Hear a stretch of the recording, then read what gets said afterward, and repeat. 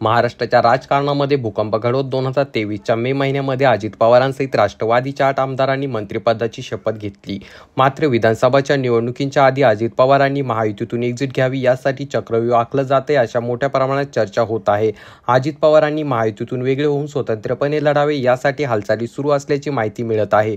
Bharatiya Janata party आणि मुख्यमंत्री एकनाथ शिंदेच्या शिवसेनेकडून यासाठी आक्रमकपणे रणनीती आखली जात आहे अशी माहिती मिळत आहे. अजित पवारांनी महायुतीतून बाहेर पडून स्वतंत्रपणे विधानसभा निवडणूक लढवावी यासाठी भाजप व शिंदेच्या शिवसेनेकडून जाणीवपूर्वक प्रयत्न केले जात आहेत. जागा वाटपाच्या अंतिम टप्प्यामध्ये अजित पवार जर वेगळे झाले तर भाजप व शिंदेच्या शिवसेनेला अधिकाधिक जागा लढवता येतील अशी रणनीती आखली जात असल्याची माहिती मिळत आहे.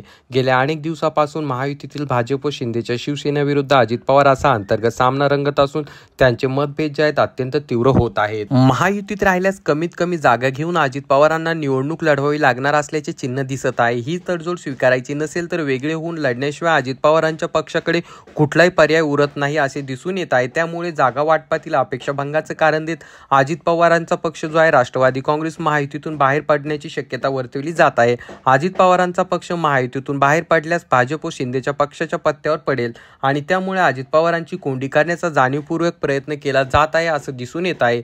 जर अजित पवार या युतीतून बाहेर पडले तर त्याचा यांना फायदा होईल की तोटा खाली कॉमेंट करून नक्कीच सांगा. अशाच बातम्या मिळवण्यासाठी आपल्या चॅनलला सबस्क्राईब करायला मात्र विसरू नका.